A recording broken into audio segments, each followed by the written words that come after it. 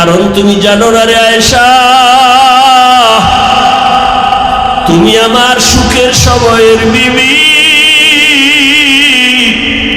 তুমি আমার জীবনের খবর জানো না, জীবনটা আমার কত দুঃখে কেটেছে। এ দুনিয়াতে আসি আমি একদিনও আমার বাবাকে বাবা বলে ডাক দিতে পারি নাই রে আয়েশা।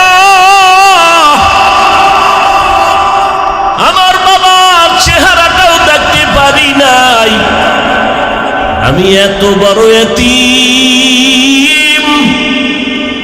ওই দুঃখের সময় তো তুমি আয়েশা জানো না, ছিলা না, আমার জীবনটা কেমন দুঃখে কেটেছে।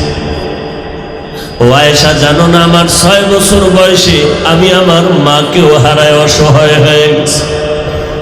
একটা সন্তান যখন বাবাকে হারায়, মায়ের কাছে আশ্রয় নেয়, মনের ব্যথা বলে। আবার যদি মাকে হারায়, বাবার কাছে আশ্রয় নেয়। ও আয়েশা তুমি জানো না, আমি দুনিয়াতে আসিয়া বাবাকে পাইলাম না, 6 বছরে আমি মা হারা হয়ে গেলাম। আমার তখন মাথার ছায়া ছিল দাদা আব্দুল মুত্তালিব। ওই দাদার পাশে আমি ঘুমাইতাম, মাঝে মাঝে মা মা বলে চিৎকার দিতাম। আমার মায়ের আদর থেকেও আমি বঞ্চিত।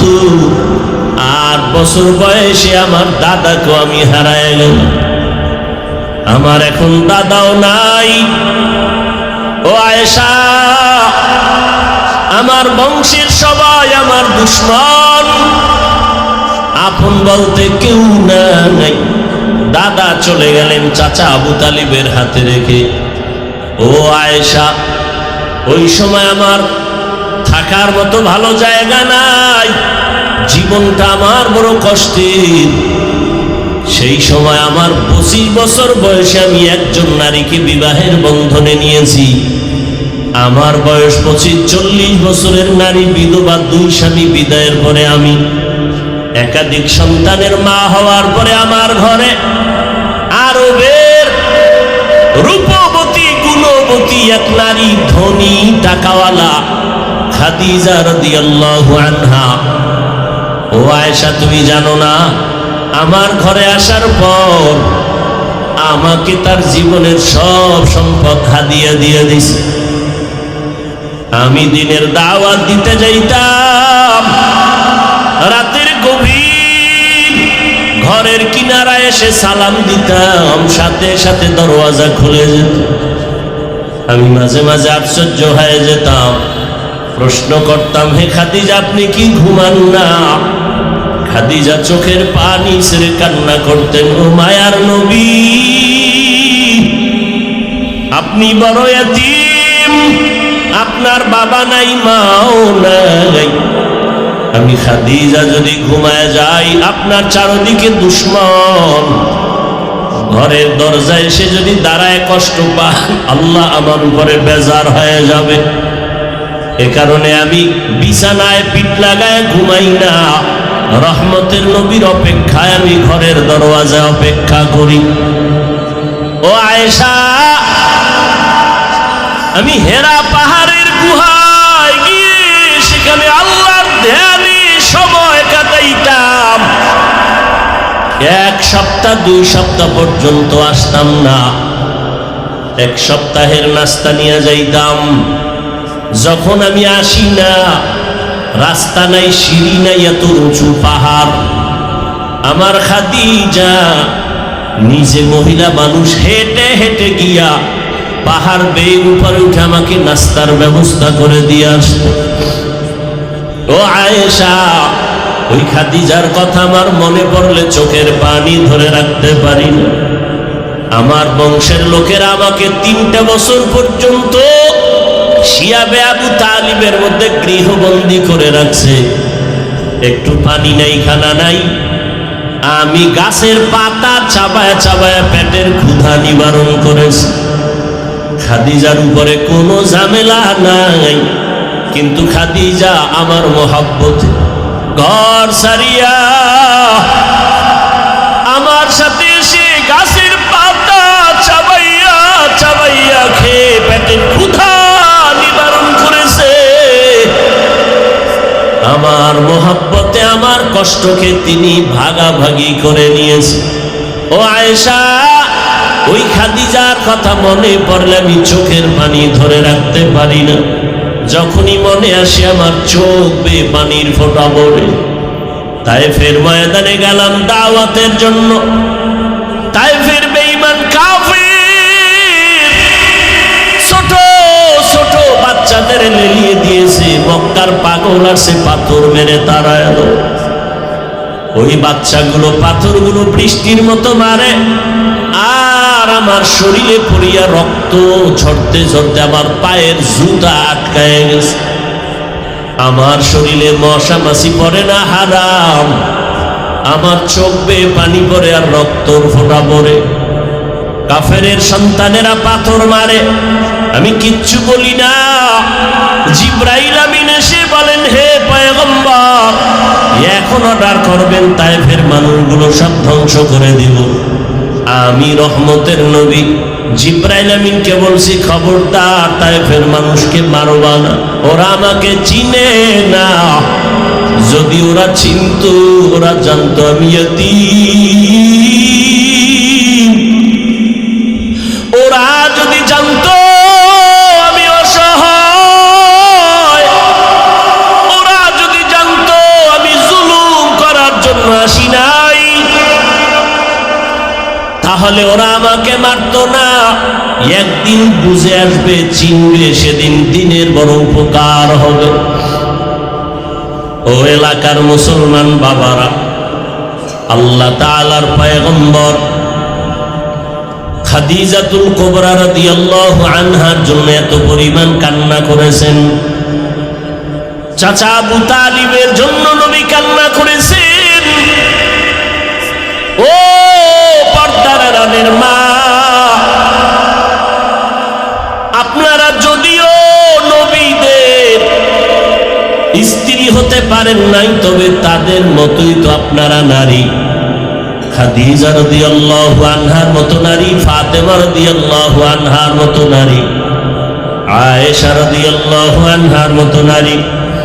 এরে আম্মা জান, কয়দিন আর দুনিয়া রং তামাশার পেছনে ঘুরবেন? কোন দিন মরণ হবে, আজরাইল এসে জীবনটা নিয়ে যাবে জানা নাই।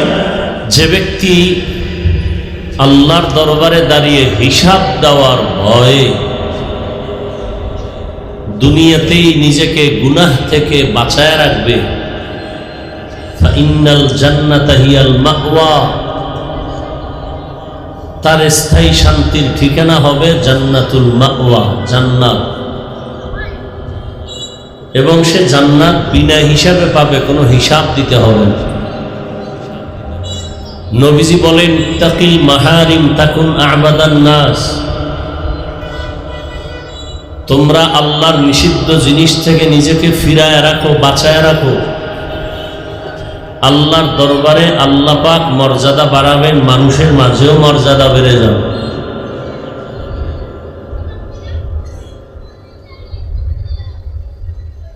আয়াত হাদিসের তরজমার পরে এরপরে কিছু ব্যাখ্যা।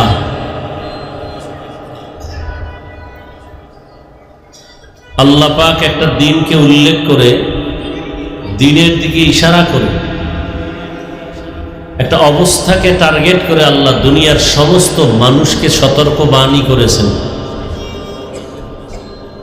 এবং সাথে সাথে সুসংবাদ দিয়েছেন।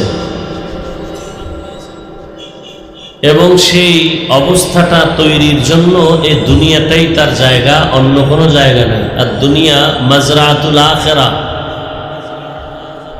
আখিরাতের সম্বল সঞ্চয় করার জায়গা এ দুনিয়া।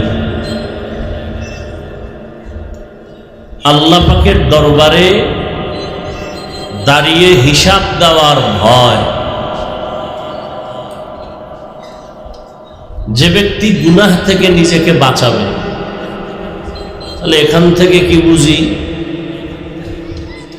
আল্লাহর দরবারে দাঁড়িয়ে ভয় ওই ব্যক্তির যারা গুনাহগার, যারা গুনাহ করে না বা তওবা করে পবিত্র হবে, তাদের কোনো ভয় নাই।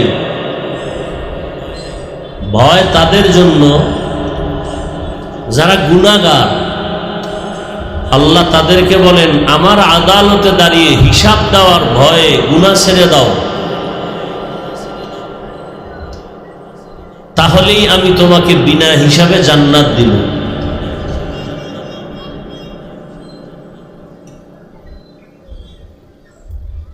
দুনিয়াতে গুনাহ কি জিনিস সেটা বুঝার জন্য আলাদা কোনো বয়ানের প্রয়োজন হয় না। কোনটা ভালো, কোনটা মন্দ, কোনটা জায়েজ, কোনটা নাজায়েজ, কোনটা বৈধ, কোনটা অবৈধ, মোটামুটি আমরা অনেকটাই ওয়াকিফাল জানি।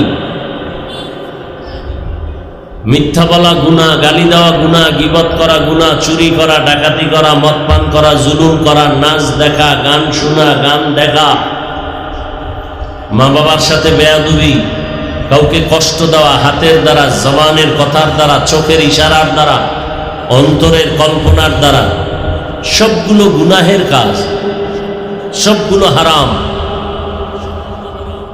না আমরা তো এগুলো করি।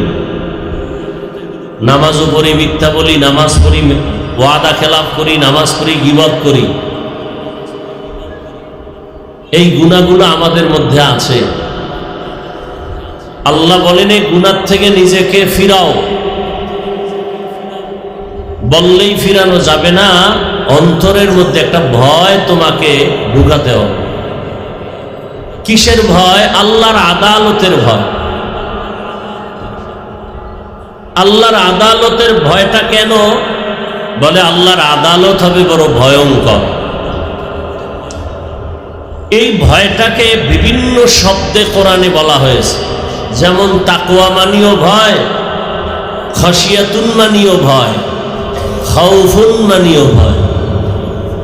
ইন্নামা ইয়াখশাল্লাহা মিন ইবাদিহিল উলামা। আল্লাহর বান্দা বান্দীদের মধ্যে যারা উলামা তারা আল্লাহকে বেশি ভয় করবেন।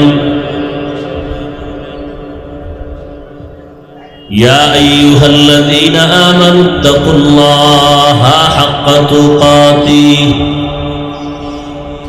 মুমিন তুমি আল্লাহকে ভয় করো হক আদায় করে ভয় করার মতো।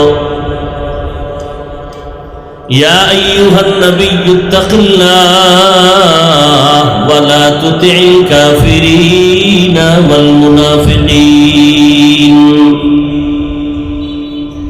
হে নবী আপনি আমি আল্লাহকে ভয় করেন। বারবার বারবার ভয়ের কথা কোরআনের শুরুতেও আল্লাহ বলেন ভয় করো, শেষেও বলেন ভয় করো। যালিকাল কিতাবু লা রাইবা ফীহি হুদাল লিল মুত্তাকিন।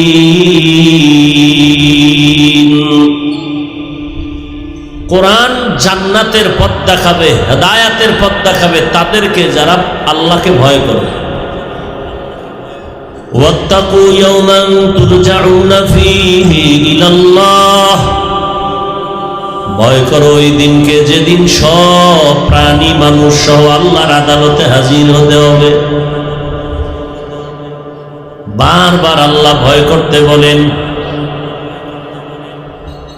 মহিলাদেরকেও আল্লাহ বলেন, কোন মহিলা? ইয়া নিসা আন-নাবিয়্যি লাস্তুন্না কাআহাদিন মিনান নিসা ইন ইত্তাকাইতুন্না ফালা তাখদা'না বিল কওল فيطمع الذي في قلبه مرض وقلنا قولا معروفا। এই নবীর স্ত্রীগণ, আল্লাহর ভয় যদি অন্তরে থাকে তাহলে কথার মধ্যে মিষ্টি লাগায় কথা বলবা না। ডাইরেক্ট নবীর স্ত্রীদেরকে বললেন, ইনডাইরেক্ট। ফজরে ডাক দেওয়া হলো, বান্দা তুই হাজিরায় যাও নাই, নাক টেনে ঘুমিয়ে আছো, কারণ সারা রাত মোবাইলে আকাম করেছো। ফজরের আগে ঘুমায় গেছো, নামাজের খবর নাই। আমি আল্লাহ তোরে ডাক দেওয়াইলাম, তুই হাজিরা দাও নাই। আমি আল্লাহ বেজার না হইয়া আবার জোহরের নামাজে ডাক দিলাম, হাইয়া আলাস সালাহ। জোহরের নামাজেও তুই হাজির হও নাই রে মুমিন।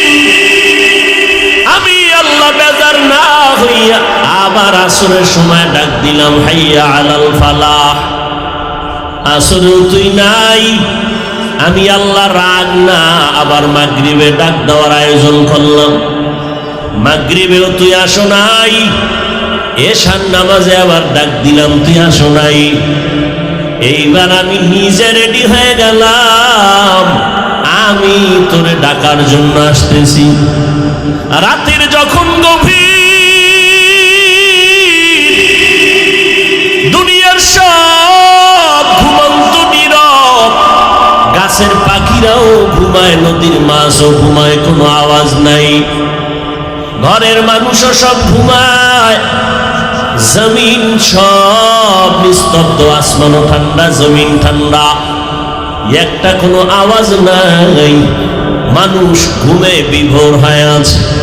ওই সময় আমি আল্লাহ ঘুমাই না, লা তাখুযুহু সিনাতু ওয়ালা নাওম। আমি আল্লাহ আমার আদরের গোলামদেরকে ডাকার জন্য আমি আল্লাহ প্রথম আসমানে হাজির হয়ে গেল। অতিও গভীর হয় রজনী যখন, নীরবে প্রভুর নাম জপিও তখন। প্রভুর করুণা যদি পাইবারে চাও, গভীর রাতে উঠে প্রভুর গুণগান গাও। আল্লাহ কোথায় আছেন? প্রথম আসমানে এসে বান্দাকে ডাকেন। মুয়াজ্জিন ডাকছে, যাও নাই, এখন আমি ডাকতে আসছি। আলা আমি মুস্তাগফিরিন ফাগফির আলা। এ অপরাধী গুনাহগার, কি পরিমাণ গুনাহ করেছো, আয় আমার কাছে ক্ষমা চা। এখন ক্ষমা চাবি, চোখের পানি ছেড়ে দিবি, চোখের পানিটা গালের নিচে যাওয়ার আগে তোর জীবনের গুনাহগুলো মাফ করে দিব।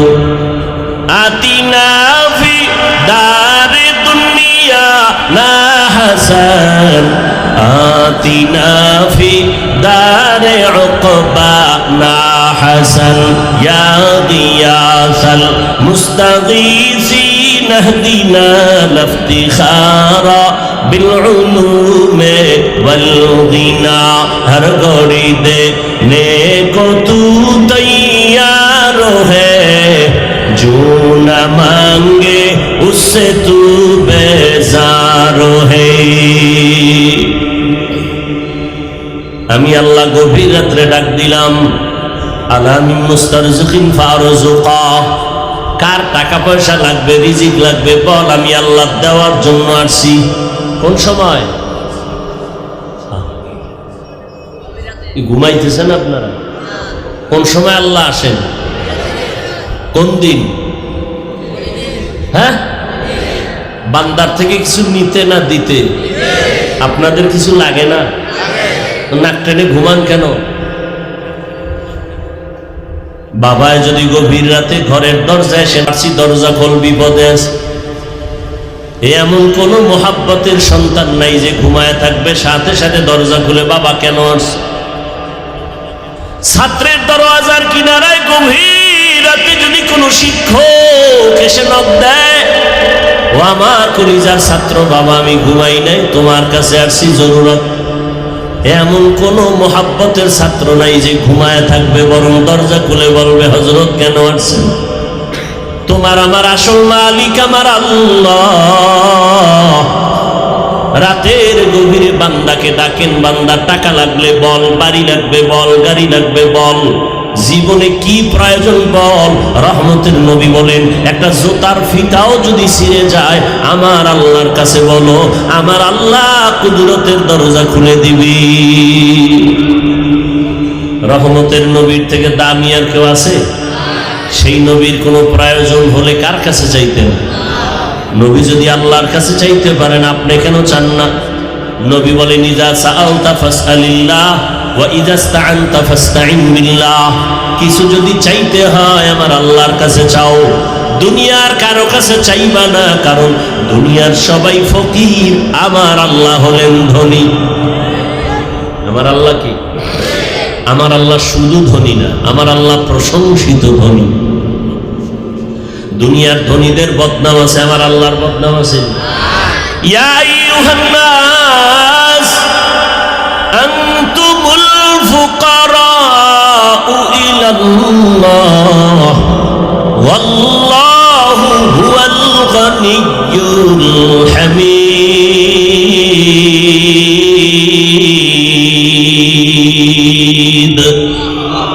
गर तवक्कुल मी कुनी हर सुबह शाम मेरा सानद रस्ते तू अज़ला मकाम जुज़्बा हक़ ची ज़े मखाद इंसुजा फज़ले उआ मस्ते दर जुमला जहां। এতক্ষণ আলোচনায় কি বুঝলেন? আমার আল্লাহ ভয়ঙ্কর না দয়ালু? দয়ালুরে কেউ ভয় করে না, ভয়ঙ্করের ভয় করে।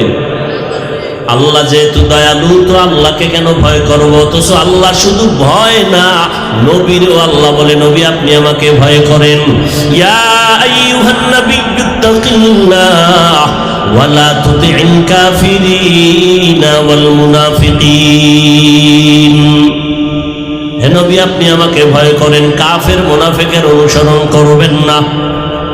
নবীকেও আমার আল্লাহ বলেন আমাকে ভয় করো, নারীদেরও বলেন আমাকে ভয় করো, দুনিয়ার সব মানুষেরও আল্লাহ বলেন ভয় করো। ইয়া আইয়ুহান নাসু তাকু রাব্বাকুম, ও দুনিয়ার মানুষ তোমাদের রবের ভয় করো। দুনিয়ার সব মানুষকে বললেন, বেঈমানকেও বললেন, মুমিনেরও বললেন। ইয়া আইয়ুহাল্লাযীনা আমানুত্তাকুল্লাহা ওয়া কুলু কাওলান সাদীদা। বারবার আল্লাহ মুমিনকে বলেন ভয় কর, ভয় কর। আল্লাহ বারবার কেন ভয় করতে বলেছেন? অথচ আল্লাহ হলেন দয়ালু, আল্লাহ তো ভয়ঙ্কর না। আল্লাহ কেমন দয়ালু, যার কোনো তুলনা নাই। আল্লাহ পাকের দয়া ছাড়া জমিনে কেউ চলার উপায় নাই। আমরা যে রাতের বেলা ঘুমিয়ে যাই, সকালবেলা ঘুম থেকে উঠার জন্য কার দয়া লাগে? আল্লাহ যদি দয়া না করেন ঘুম থেকে উঠা সম্ভব না। আল্লাহর হুকুমে নিঃশ্বাস ভেতরে যায়, আবার হুকুম দিলে বাহিরে আসে। যদি আল্লাহ হুকুম না দেয় নিঃশ্বাস আর চলবে না। হসপিটালের মধ্যে রুগীরে নিয়ে নাকের মধ্যে অক্সিজেনের পাইপ লাগায় রাখছে, আইসিইউতে ঢুকাইছে, মিনিটে মিনিটে বিল উঠে। 1 ঘন্টা আইসিইউতে ঢুকলা এত টাকা, 2 ঘন্টা এত টাকা। অক্সিজেন না থাকলে বাঁচবে না। কিন্তু দেখছেন নি, চোখে দেখা গেল পাইপ লাগানো। কিন্তু আমরা যেই হাঁটা চলা করি, চলাফেরা করি, এর মধ্যে 1 সেকেন্ডে আমার মাওলার অক্সিজেন বন্ধ আসেনি। আল্লাহরে কয় টাকা বিল দিয়েছেন? 24টা ঘন্টা ঘুমাইয়ে আছেন, সেখানে অক্সিজেন লাগে না? কথা বলেন না কেন? তাহলে পাইপ ছাড়া আল্লাহ পাক টোটাল একটা আইসিইউর মধ্যে আমাদের রাখছেন। 5 মিনিট যদি অক্সিজেন বন্ধ হয়ে যায়, বান্দা আর বেঁচে থাকার কোনো উপায় নাই। আল্লাহ কয় হসপিটালে ঢুকিয়ে, আইসিইউর মধ্যে ঢুকিয়া লক্ষ লক্ষ টাকা অক্সিজেনের বিল দাও। আমি আল্লাহ তোরে 24 ঘন্টা অক্সিজেনের মাঝে রাখছি, কয় টাকা বিল দিছ? দিছেন 1 টাকাও? আল্লাহ বলে বিল লাগবে না, বরং তোর কল্যাণে তুই 5 ওয়াক্ত নামাজ আদায় কর, মা বাবার খেদমত কর, ওলামায়ে কেরামের পরামর্শ নিয়ে চল, আমার হুকুম মেনে গুনাহ থেকে নিজেরে বাঁচায় চল। আমি আল্লাহ তোকে দুনিয়ায় বাদশা বানাবো, পরকালে বিনা হিসাবে জান্নাত দিব। গুনাহ থেকে নিজেকে বাঁচাইও। কেন? আল্লাহ ভয়ঙ্কর না, এটাই সত্য। তবে মুফাসসিরিনে কেরাম বলেন না, আল্লাহ একটা সময় বান্দার জন্য বড় ভয়ঙ্কর হবেন। সেই দিন হবে কিয়ামতের দিন।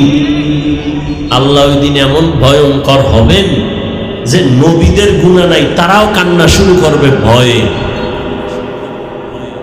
সেদিন এতটা আল্লাহ রাগান্বিত হবেন, এই পুরা জমিন হবে কিয়ামতের মাঠ, আরাফার ময়দান হবে আল্লাহর এই স্টেজ বা আদালত। কেউ বলেন সিরিয়ার জমিন হবে আদালত, গোটা দুনিয়ার জমিনটা হবে কিয়ামতের মাঠ। সমতল জমিন, মানুষগুলো সব, নারী পুরুষ সব উলঙ্গ দাঁড়াবে। আম্মা জান আয়েশা রাদিয়াল্লাহু আনহা বলেন, ইয়া রাসূলুল্লাহ, মানুষ উলঙ্গ সব নারী পুরুষ একসাথে দাঁড়াবে, লজ্জা লাগবে না? নবী বলেন হাসরের মাঠ এত ভয়ঙ্কর হবে, কেউ কারো দিকে তাকাবার হুঁশ হবে না। মানুষগুলো উলঙ্গ দাঁড়িয়ে যাবে, আল্লাহ বলবে সূর্যটা নিচে নেমে আসো। সূর্যটা নিচে এসে তাপ দেওয়া মাত্র মাটির জমিনটা পুড়িয়া তামা হয়ে যাবে। অপর দিকে জাহান্নামের চিৎকারের আওয়াজ, জাহান্নাম চিল্লায় বলবে আল্লাহ গুনাহগার গুলো আমার পেটে দাও, আমার পেটে বড় ক্ষুধা, বেনামাজি গুলো দাও। আল্লাহ অর্ডার করবেন 70,000 ফেরেশতারা শিকল লাগায় ধরে রাখ, জাহান্নাম যেন আমার দিকে আসতে না পারে। যদি আমার আদালতের দিকে আগায় যায় আমি বিচার করতে পারবো না। 70,000 শিকল জাহান্নামের গলায় লাগায়া ফেরেশতারা পেছনে টেনে ধরবে, তারপরও রাখতে পারবে না। নবীজি বলেন সেদিন আল্লাহ ভয়ঙ্কর রূপ ধারণ করবেন। আল্লাহ এমন এক ভয়ঙ্কর রূপ ধারণ করে, কুদরতি আওয়াজ, জবানের আগান্বিত আওয়াজ, লিমানিল মুলকুল ইয়াউম লিল্লাহিল ওয়াহিদিল কাহ্হার। নবী বলেন আল্লাহর কুদরতি আওয়াজে হাসরের ময়দানটা থরথর করে কেঁপে উঠবে। এমন কঠিন হালাত, নবীদের কান্না এমন ভাবে শুরু হয়ে যাবে উম্মতেরও চিন্তা থাকবে না। আদম নবীও কাঁদবেন, মুসা নবী কাঁদবেন, ঈসা নবী, আদম, নূহ নবী কাঁদবেন, ইব্রাহিম নবী কান্না করবেন। আম্মা জান আয়েশা রাদিয়াল্লাহু আনহা বলেন নবী তখন আপনি কি করবেন আর উম্মতের কি হালাত হবে? রহমতের নবী বলেন নবীদের কান্না দেখে উম্মতেরাও বেকারার হয়ে যাবে। আদম নবীর কাছে যাবে, সুপারিশের জন্য পারবে না। ঘুরতে ঘুরতে ঘুরতে ঘুরতে শেষ, আমি মুহাম্মদের তারা তালাশ করবে। হাসরের ময়দানে নবী আপনাকে উম্মতেরা কোথায় পাবে? নবী বলেন আমি আমার রবের সামনে মাকামে মাহমুদের মধ্যে সিজদায় পড়ে আমিও কান্না শুরু করব। সব নবীদের কান্না, নিজেদের চিন্তা, একমাত্র আমি রহমতের নবী মালিকের কুদরতে মাকামে মাহমুদে সিজদায় পড়ে কাঁদবো। আর আমি আমার নিজের ব্যাপারে একটা কথাও বলবো না, আমি বারবার কান্না করবো আর বলবো আমার উম্মত, আমার উম্মত, আমার উম্মত। তুকু যাও সুন্নতি আহমদ কুজা বা মুহাম্মদ কৈফিয়ত নিসবত তোরা মান আহাব্বা সুন্নতি কওলে রসূল মজদায়ে কানা মাই হাম কুন কবুল। আল্লাহ ভয়ঙ্কর হবেন হাসরের ময়দানে, ইনসাফের বিচার আলায় আল্লাহ ভয়ঙ্কর রূপ ধারণ করবেন। আল্লাহ যখন ভয়ঙ্কর রূপ ধারণ করে আওয়াজ দিবেন, হাসরের ময়দানটা থরথর করে কেঁপে উঠবে, কেউ কথা বলার সাহস পাবে না। ওই দিনটা বড় কঠিন। আম্মা জান আয়েশা রাদিয়াল্লাহু আনহা বলেন আমি আয়েশা তো নবীর ঘরে 9 বছর বয়সে আমি আসছি। আমার যখন 18 বছর হয় রহমতের নবী জমিন থেকে বিদায় নিয়ে গেল। আমি প্রায় সময় তাকায় দেখতাম মায়ার নবী আমার হুজরায় বসে গুনগুন করে মাঝে মাঝে কান্না করত। আমি ভয় পেয়ে যাইতাম আমার মায়ার নবী কেন কাঁদে, মনে হয় আল্লাহ বেজার হয়ে গেল আমার উপর, আমি বোধহয় কোনো বেয়াদবি করেছি। আম্মা জান আয়েশা বলেন মাঝে মাঝে আমি রহমতের নবীর কাছে গিয়ে আদবের সাথে বলতাম নবী আপনি কেন কাঁদেন, আমি আয়েশা কোনো বেয়াদবি করেছি নাকি? নবী বলেন ও আয়েশা তুমি বেয়াদবি করবা কেন? তুমি যে আমার ঘরে আসছো আমার সিদ্ধান্তে না, আমার রবের প্রস্তাবে তুমি আমার ঘরে চলে আসো। তুমি আয়েশা বেয়াদবি করো বা কেন? ও পর্দার আড়ালের আম্মা জানেরা, বোনেরা, ও আমার কলিজার যুবক, পর্দার আড়ালের মা বোন ও বৃদ্ধ বাবাজি, রহমতের নবী কাবির আম্মা জান আয়েশা রাদিয়াল্লাহু আনহা বলেন, রহমতের নবী বলেন, ও আয়েশা, আমার কান্নার কারণ, মাঝে মাঝে আমার কান্না আসে, আমি চোখের পানি ধরে রাখতে পারি না রে আয়েশা। দুইটা কথা আমার যখন মনে উঠে তখন আমার চোখের পানি পড়তে থাকে, আমি আমার চোখের পানি ধরে রাখতে পারি না, আমি গুনগুন করে কান্না করি। এই একটা বিষয় যখন আমার মনে পড়ে আমি অঝোর দ্বারায় কান্না করি। কারণ তুমি জানো না রে আয়েশা, তুমি আমার সুখের সময়ের বিবি, তুমি আমার জীবনের খবর জানো না, জীবনটা আমার কত দুঃখে কেটেছে। এ দুনিয়াতে আসি আমি একদিন আমার বাবাকে বাবা বলে ডাক দিতে পারি নাই রে আয়েশা। আমার বাবার চেহারাটাও দেখতে পারি নাই। আমি এত বড় এতিম। ওই দুঃখের সময় তো তুমি আয়েশা জানো না, ছিলা না, আমার জীবনটা কেমন দুঃখে কেটেছে। ও আয়েশা জানো না, আমার 6 বছর বয়সে আমি আমার মাকেও হারায় অসহায় হয়ে গেছি। একটা সন্তান যখন বাবাকে হারায় মায়ের কাছে আশ্রয় নেয়, মনের ব্যথা বলে। আবার যদি মাকে হারায় বাবার কাছে আশ্রয় নেয়। ও আয়েশা তুমি জানো না, আমি দুনিয়াতে আসিয়া বাবাকে পাইলাম না, 6 বছরে আমি মা হারা হয়ে গেলাম। আমার তখন মাথার ছায়া ছিল দাদা আব্দুল মুত্তালিব। ওই দাদার পাশে আমি ঘুমাইতাম, মাঝে মাঝে মা মা বলে চিৎকার দিতাম। আমার মায়ের আদর থেকেও আমি বঞ্চিত। 8 বছর বয়সে আমার দাদাকেও আমি হারায় গেলাম। আমার এখন দাদাও নাই। ও আয়েশা, আমার বংশের সবাই আমার দুশমন, আপন বলতে কেউ নাই। দাদা চলে গেলেন চাচা আবু তালিবের হাতে রেখে। ও আয়েশা, ওই সময় আমার থাকার মতো ভালো জায়গা নাই, জীবনটা আমার বড় কষ্টের। সেই সময় আমার 25 বছর বয়সে আমি একজন নারীকে বিবাহের বন্ধনে নিয়েছি।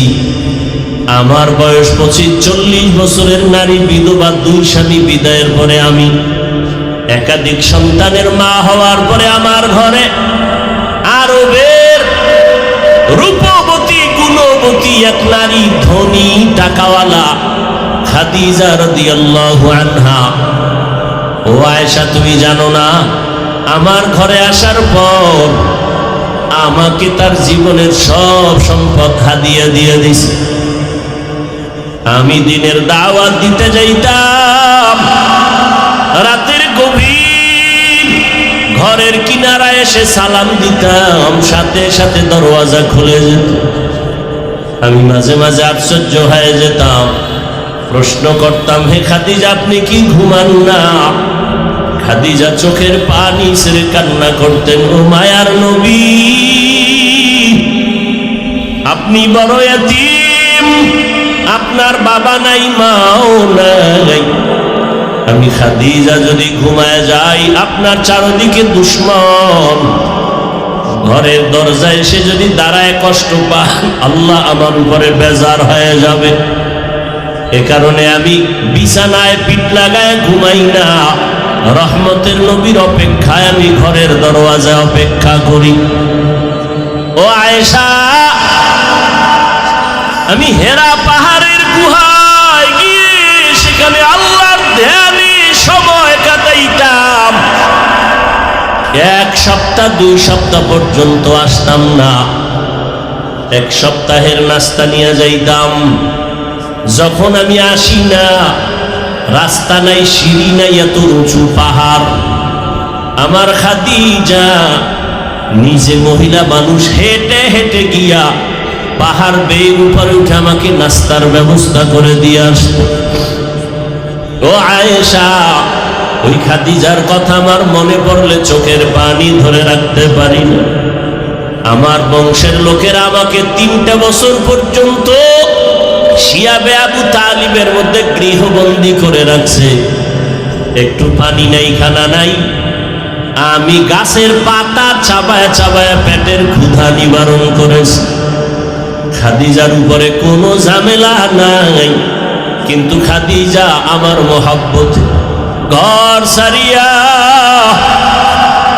আমার সাথে এসে গাছের পাতা চাবাইয়া চাবাইয়া খেয়ে পেটের ক্ষুধা নিবারণ করেছে। আমার মহব্বতে আমার কষ্টকে তিনি ভাগাভাগি করে নিয়েছে। ও আয়েশা, ওই খাদিজার কথা মনে পড়লে আমি চোখের পানি ধরে রাখতে পারি না। যখনই মনে আসে আমার চোখ বেয়ে পানির ফোঁটা পড়ে। তায়েফের ময়দানে গেলাম দাওয়াতের জন্য। তায়েফের বেঈমান কাফির ছোট ছোট বাচ্চাদের লেলিয়ে দিয়েছে। মক্কার পাগল আসে পাথর মেরে তারা এলো। ওই বাচ্চাগুলো পাথরগুলো বৃষ্টির মতো মারে, আর আমার শরীরে পড়িয়া রক্ত ঝরতে ঝরতে আমার পায়ের জুতা আটকায় গেছে। আমার শরীরে মশা মাছি পড়ে না, হারাম। আমার চোখ বেয়ে পানি পড়ে আর রক্তর ফোঁটা পড়ে।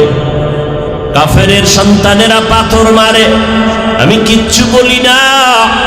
জিব্রাইল আমিন এসে বলেন, হে পয়গম্বর, এখন অর্ডার করবেন তায়েফের মানুষগুলো সব ধ্বংস করে দিব। আমি রহমতের নবী জিব্রাইল আমিনকে বলছি, খবরদার তায়েফের মানুষকে মারবা না, ওরা আমাকে চিনে না। যদি ওরা চিনতো, ওরা জানতো আমি ইয়াতীম। ওরা যদি জানতো আমি অসহায়, ওরা যদি জানতো আমি জুলুম করার জন্য আসি নাই, তাহলে ওরা আমাকে মারতো না। একদিন বুঝে আসবে, চিনবে, সেদিন দিনের বড় উপকার হবে। ও এলাকার মুসলমান বাবারা, আল্লাহ তাআলার পয়গম্বর খাদিজাতুল কুবরা রাদিয়াল্লাহু আনহার জন্য এত পরিমাণ কান্না করেছেন। চাচা আবু তালিবের জন্য নবী কান্না করেছেন। ও পর্দার আড়ালের মা, আপনারা যদিও নবীদের স্ত্রী হতে পারেন নাই, তবে তাদের মতোই তো আপনারা নারী। খাদিজা রাদিয়াল্লাহু আনহার মতো নারী, ফাতেমা রাদিয়াল্লাহু আনহার মতো নারী, আয়েশা রাদিয়াল্লাহু আনহার মতো নারী। এরে আম্মা জান, কয়দিন আর দুনিয়ার রং তামাশার পেছনে ঘুরবেন? কোন দিন মরণ হবে, আজরাইল এসে জীবনটা নিয়ে যাবে জানা নাই। কয়েক মাস আগের কথা, বিদেশ থেকে টাকার বস্তা নিয়ে বাংলাদেশে আসছে, পরিবারে বেড়ায় আনন্দ করে আবার যাবে। এয়ারপোর্টে তার পরিবারের সবাই হাজির। গাড়িতে উঠিয়া বাড়ির দিকে রওনা। বাড়ির কাছাকাছি যাওয়া মাত্র হঠাৎ ড্রাইভার গাড়িটা পানির মধ্যে ফেলে দিল। জাগায় মহিলা সন্তান অনেক মরে গেল। ওই বিদেশি বান্দা এখনো মরে নাই। মিডিয়ার সামনে চোখের পানি ছেড়ে কান্না করে। জীবনে মানুষ বিবাহ করে খেয়ে না খেয়ে পরিবার নিয়ে থাকার একটা আনন্দ আছে, আমি তাও পাই নাই। টাকার তাগিদে বিদেশ চলে গেলাম। আজ আমি টাকা অলংকার নিয়ে আসছি, কিন্তু আমি বাড়ি যাওয়ার আগে আমার কপাল কেন এত খারাপ। বাড়ির কাছাকাছি এসে আমার নিজের হাতের উপরে কলিজার সন্তানটা মরে গেল, আমার স্ত্রীও মরে গেল। আমি এখন ঘরে যাইয়া কি করব? কে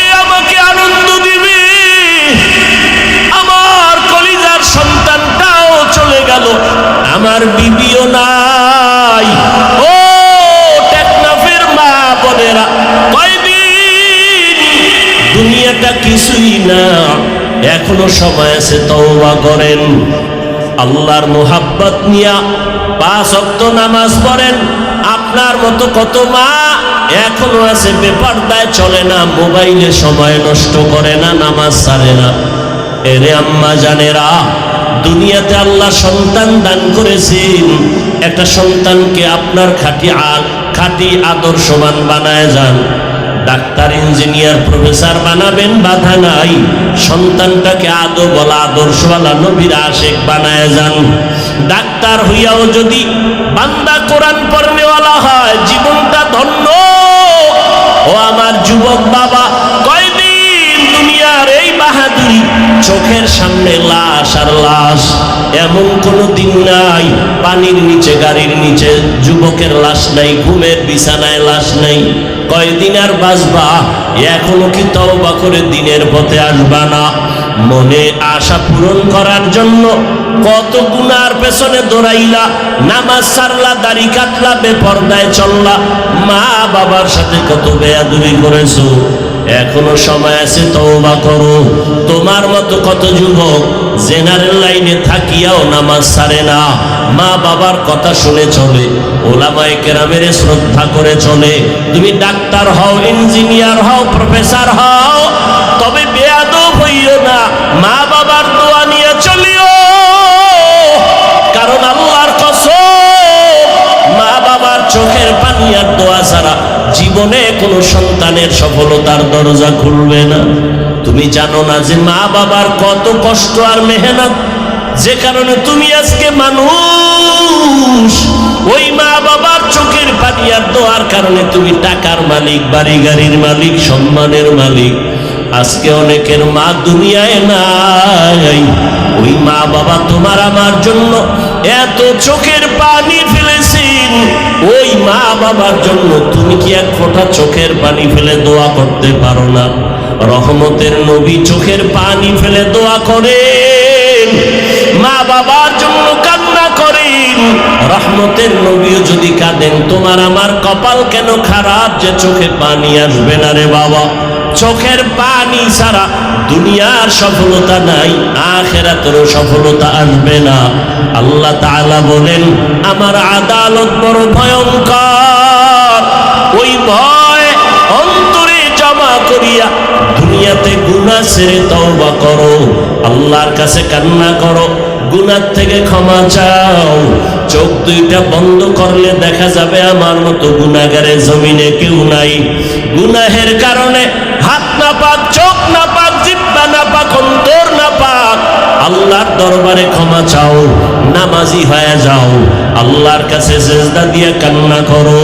আল্লাহ বলেন, বান্দা যখন কান্না করবে চোখের পানি ছাড়িয়া, গালের নিচে চোখের পানি যাওয়ার আগে আমি আল্লাহ তার জীবনের সব গুনাহ মাফ করে দিব।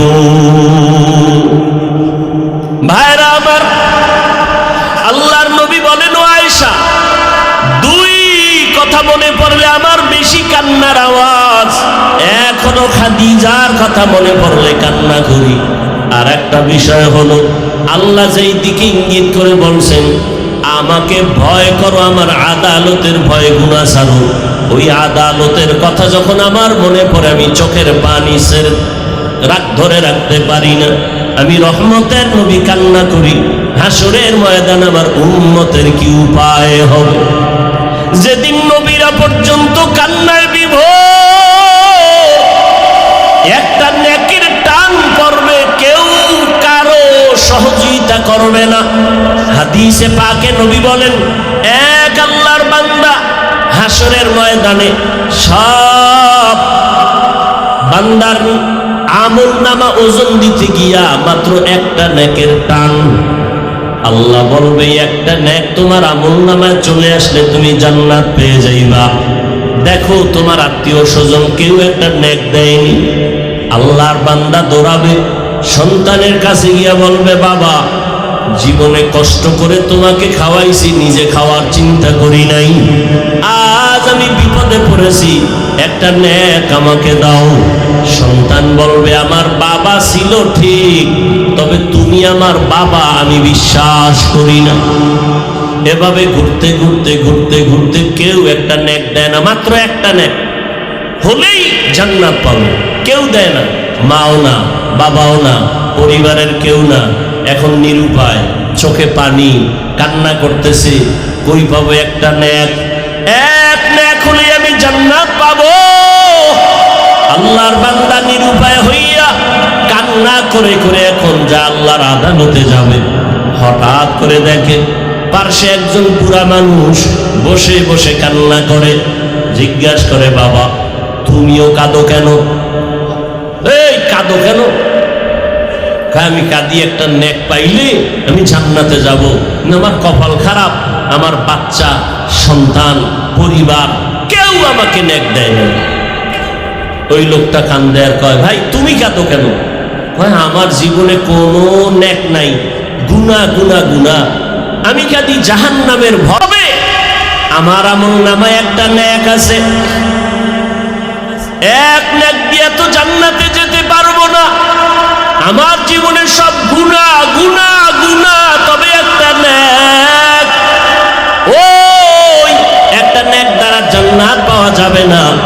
তবে তুমি যেহেতু একটা নেকের অভাবে বসে আছো, আমি তোমাকে সেই একটা নেক দিতে চাই। অন্তত তুমি জান্নাতে যাও, আমি খুশি হব।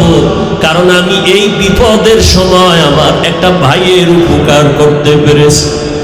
রহমতের নবী বলেন, ভালো মানুষকে খায়রুন নাস মান ইয়ানফাউন নাস, ওই ব্যক্তি তো ভালো যার দ্বারা অন্যের উপকার হবে, কোনো ক্ষতি হবে না। এই সময় তোমার মাও তোমারে সহযোগিতা করে না, বাবাও করে না, ভাই বোন করে না।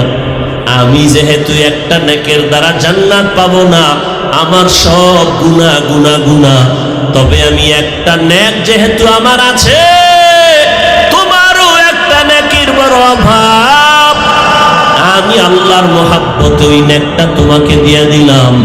আমার দিলটা এতটুকু শান্ত যে আমার একটা ভাইকে আমি উপকার করতে পেরেছি, এটাই আমার তৃপ্তি।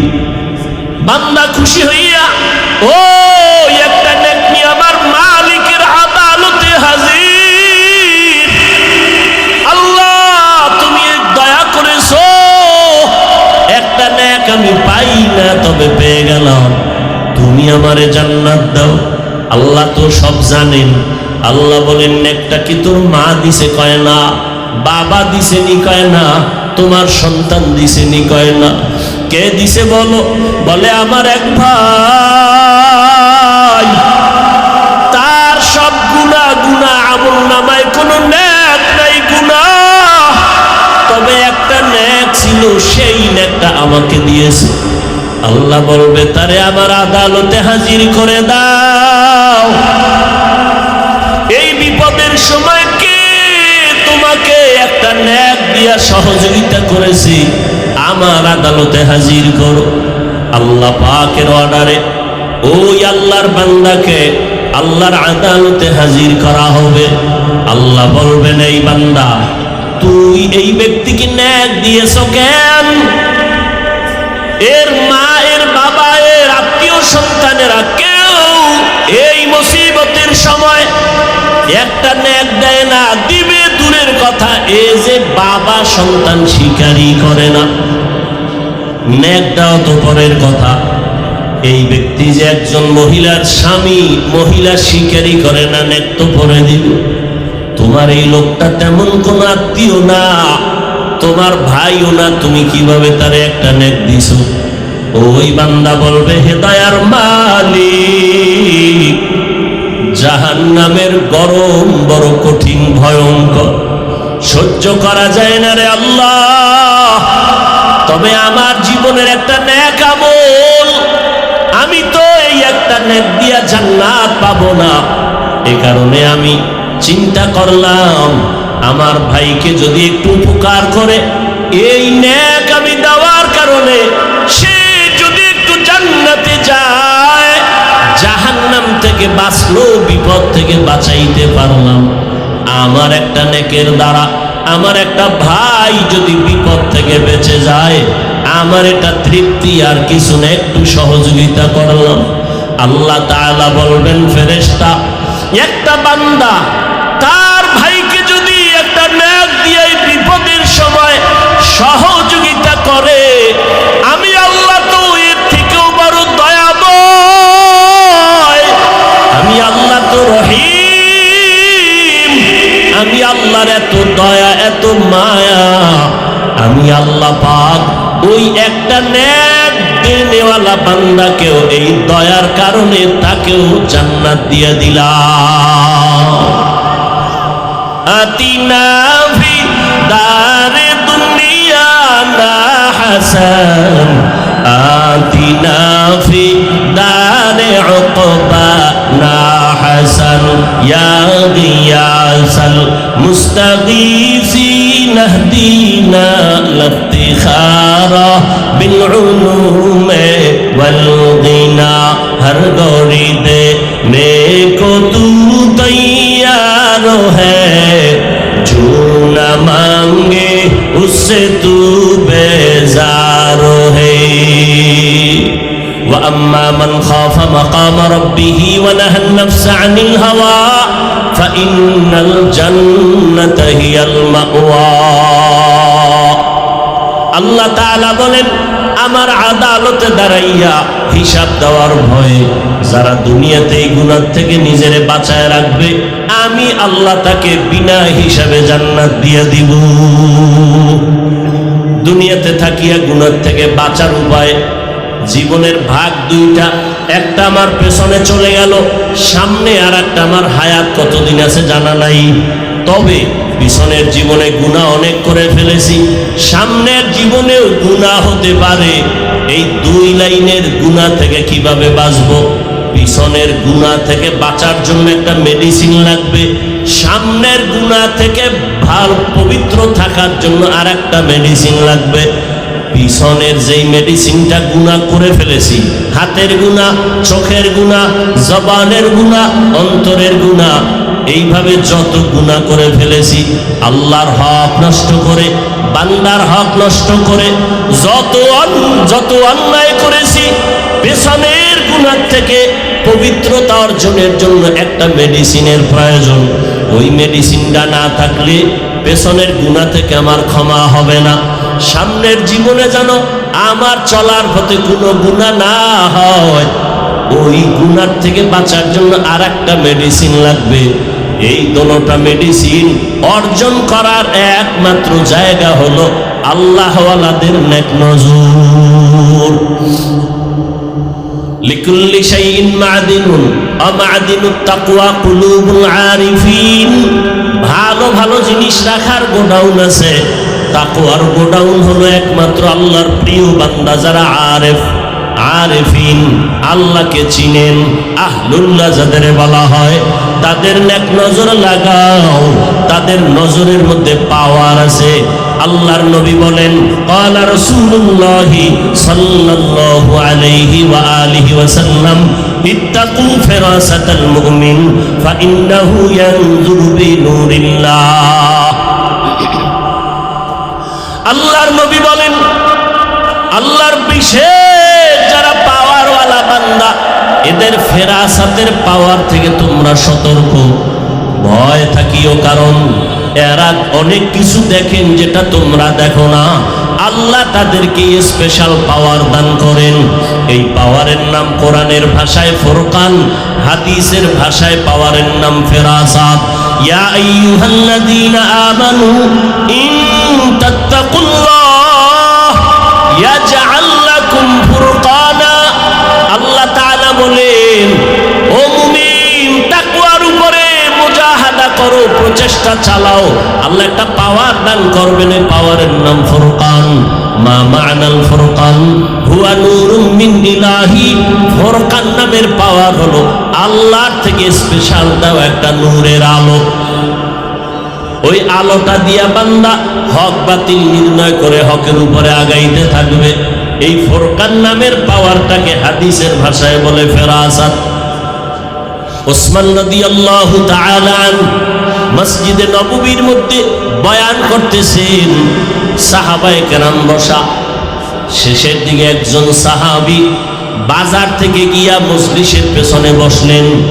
ওসমান এক নজর দেখে আর নজর দেয় নাই। কিছুক্ষণ পরে বলে, এই মজলিসের মধ্যে এমন একজন ব্যক্তি আমাদের মজলিসে বসছেন যার চোখের মধ্যে জেনার আসর দেখা যায়, জেনার আসর। সাহাবী ভয় পেয়ে গেলেন।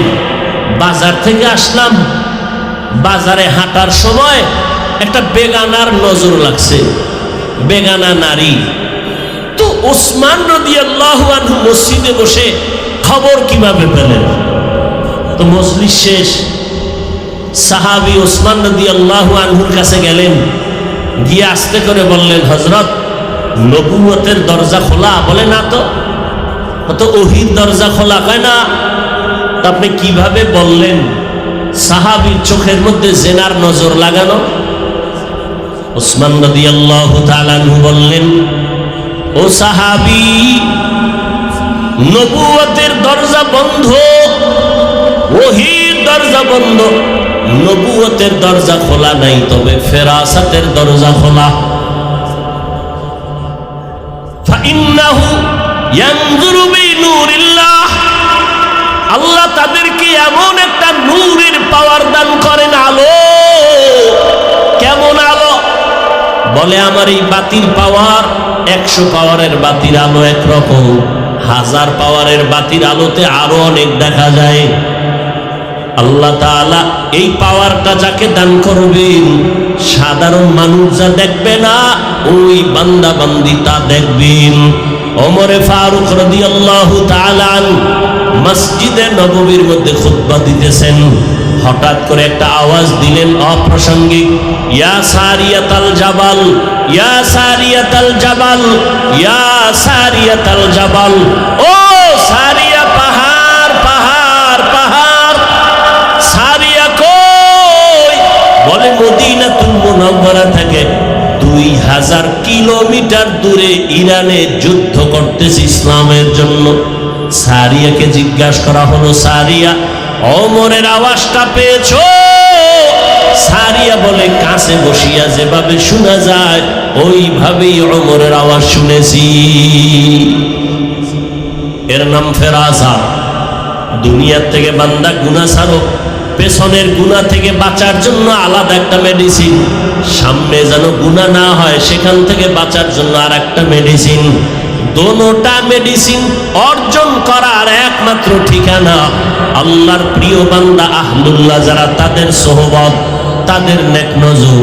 পেছনের গুনাহ থেকে বাঁচার যে মেডিসিন লাগবে, ওই মেডিসিনের নাম কান্নাওয়ালা তওবা। কি তওবা? কান্নাওয়ালা তওবা। চোরেরে যখন ধরে মানুষ বেতের বাড়ি দেয়, সেও তওবা করে আর চুরি করব না, কিন্তু মন থেকে তওবা করে না, ওই তওবা হবে না। তওবা হবে কান্নাওয়ালা তওবা। জীবন চলে যাবে, ওই গুনাহ আর অপরাধ করব না, হে মালিক তুমি আমাকে মাফ করে দাও। তো পিছনের গুনাহ থেকে বাঁচার জন্য যেই মেডিসিন দরকার, সে মেডিসিনের নাম কান্নাওয়ালা তওবা। সামনের জীবনে যে গুনাহ হতে পারে, পারে না? পারে না। সেই জীবনের থেকে বাঁচার জন্য আর একটা মেডিসিন দরকার। সামনের জীবনে গুনাহ থেকে মুক্ত থাকার জন্য যে মেডিসিন, ওই মেডিসিনের নাম হলো তাকওয়া।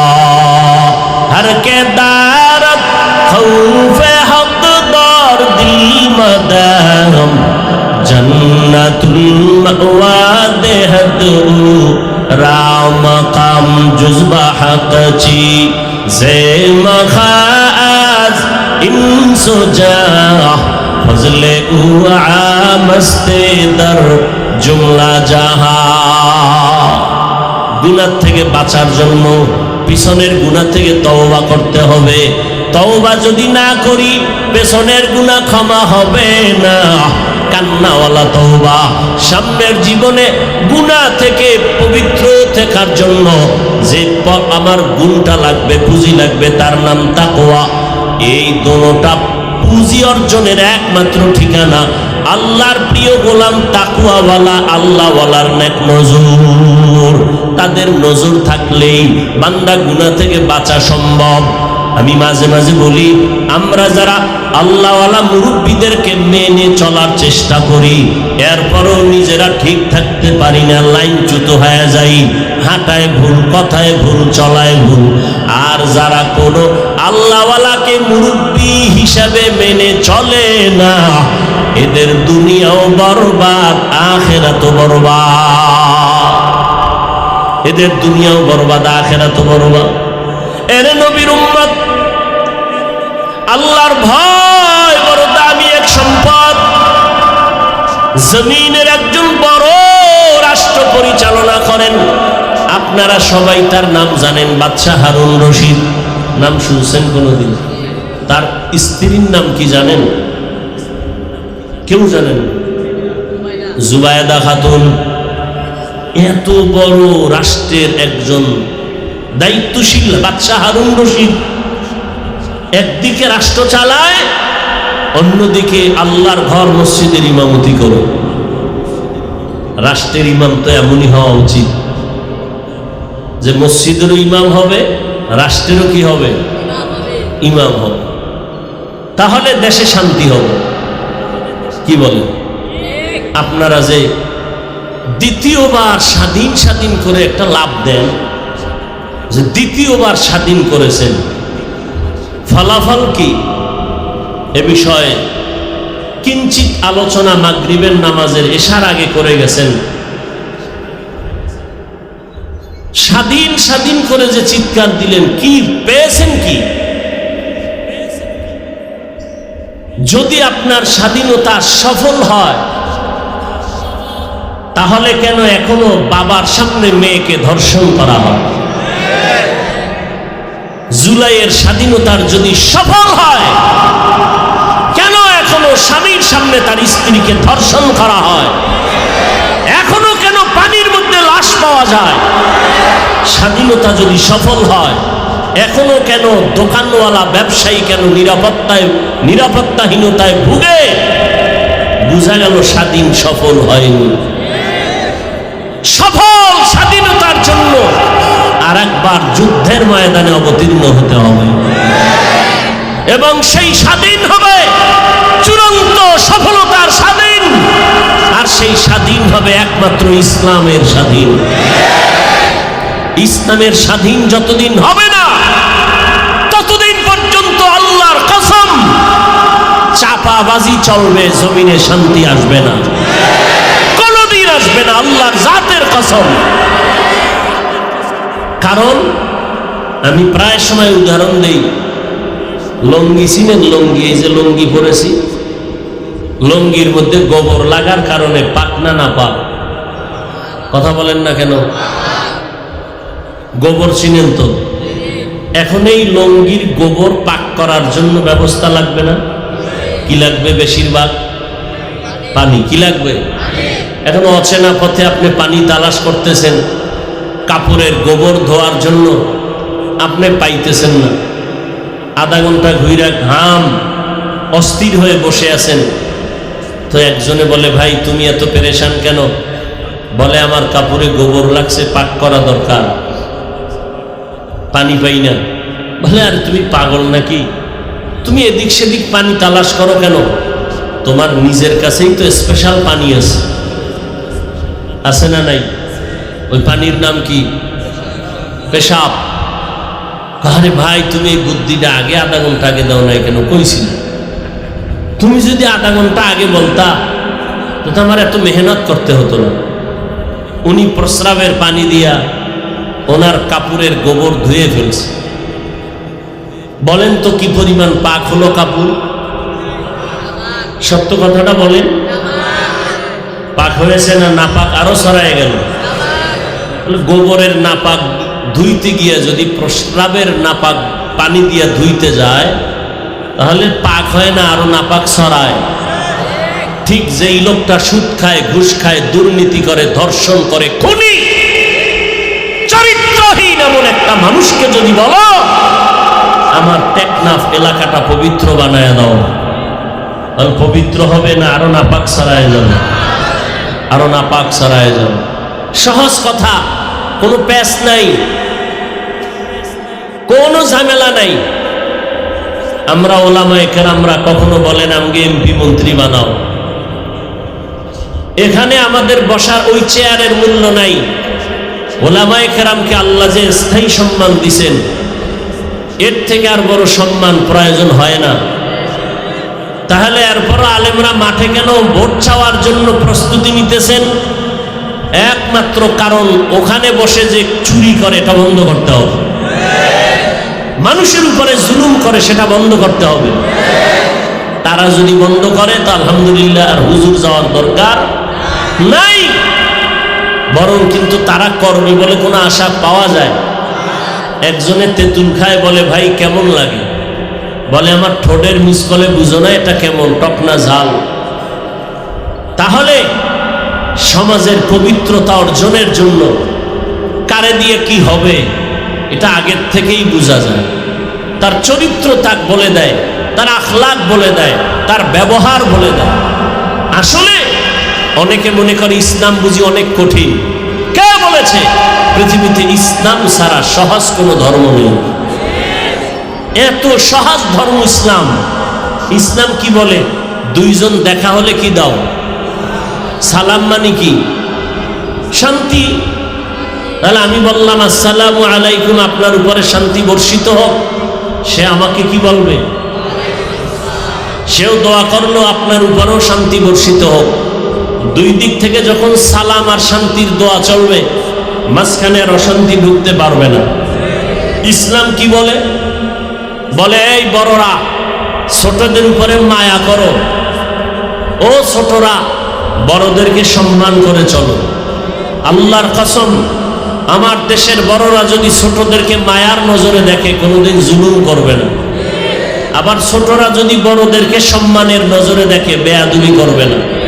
এর নাম ইসলাম। ইসলাম কি বলে? কর্মচারী কাজ করে, ঘাম ঝরার আগে বেতন দিয়ে দাও। বেতন যদি আগে দিয়ে দেয়, কর্মচারী কাজের মধ্যে চুরি করবে? করবে না, বরং আমানত রক্ষা করবে। তাহলে যে যাই বলেন আর না বলেন, মানেন আর না মানেন, ফাইনাল কথা, ইসলাম ছাড়াই জমিনে শান্তি আসবে কোনোদিন সম্ভব না। অতএব সেই ইসলাম এ জমিনে আনার জন্য চেষ্টা করতে হবে আমাদের। না আপনারা যদি অপেক্ষায় থাকেন, তসবিহ নিয়ে দিন গুনেন, ভোটের আগের রাত্রে টাকা খাবো, আছেন না অনেক বান্দা, ভোটের আগের রাতে টাকা খাবে, তাহলে এটা তো আপনিই ইসলামের পথকে আটকায় দিলেন। এই টাকা খাওয়া হালাল না হারাম? জোরে বলেন। আমি প্রায় সময় বলি, যারা ভোটের আগে টাকা খাওয়ার নিয়ত করেন, আপনারা বাথরুমে গিয়া 10 গ্রাম পায়খানা খাইবেন, পরে টেকনাফ বাজারে গিয়া হালাল সাবান দিয়া কুলি করবেন, গন্ধ সব শেষ হয়ে যাবে। কিন্তু যদি আপনারা এই ভোটের আগে টাকা নেন আর ওই টাকা আপনি ভক্ষণ করেন, আপনার রক্ত গোশত না পাক, ওই টাকা আপনার সন্তান পরিবার খাবে, ওদের রক্ত গোশত না পাক, আমি বলবো আপনি বাপ নামের কলঙ্ক, আপনি স্বামী নামের কলঙ্ক। এজন্য ইসলাম সবাই চায়। চায় না কারা? যারা চোর দুর্নীতিবাজ, এরা ইসলাম চায় না। চিন্তা করে ইসলাম আসলে আমাদের চুরি বন্ধ হয়ে যাবে, দুর্নীতি বন্ধ হয়ে যাবে। এরা ইসলাম চায় না। এই যে প্যান্ডেলটা বয়ান চলতেছে, এইটা কি ওয়াজের প্যান্ডেল না রাজনীতির প্যান্ডেল? ওয়াজ মাহফিল। তাহলে এই প্যান্ডেলে রাজনীতির নেতার নাম থাকে কেন? বিভিন্ন জায়গায় তারা বক্তব্য দিয়ে ভোট চায় কেন? তাতে কোনো দোষ নাই। আমরা আল্লাহর কোরআন রসুলের হাদিস দিয়া দেশ নিয়ে কথা বললে এটা দোষ। একজনে বলছে না, আপনার বেলায় কুরু কুরু, আমরা বললে মাকরু। 20 বছর ডাউলের পানি খেয়ে মাদ্রাসায় পড়েছি, 24টা ঘন্টা পড়েছি কি কোরআন হাদিস, কোরআন হাদিস, কোরআন, এর বাইরে কিছু না। কয়টা নক্তা আছে, জের আছে, জবর আছে, অক্ষর আছে, শব্দ আছে, বাক্য আছে। কয়টা নামাজের আয়াত কতটা, রোজার আয়াত আছে কতটা, পরিবার নীতির আয়াত কতটা, অর্থনীতির আয়াত কতটা, সমাজনীতির আয়াত কত, বিধান কি, মাসআলা কি, ফতোয়া কি, সব পড়লাম।